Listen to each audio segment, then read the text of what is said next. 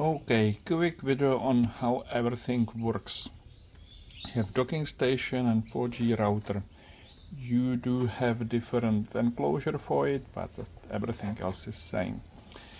Only what we need to do is plug everything into the power and turn it on.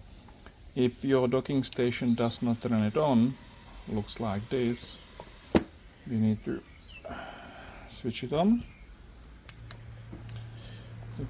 It starts like that, and there's initial sequence.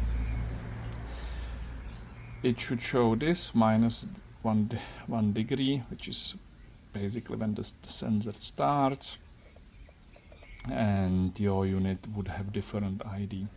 The SSID, when it will connect to the Wi-Fi, which is running off the 4G router, it will show the SSID and IP address. Let's wait for this to happen. It might take a little bit, usually it will take around 40 seconds.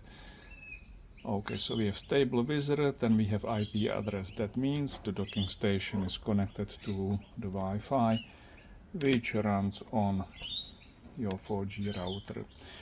You should see lights here, and SIM2 would have a light.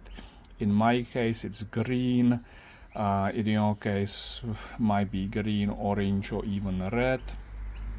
Until it's not flashing, everything is fine and unit should be connected to the cellular network.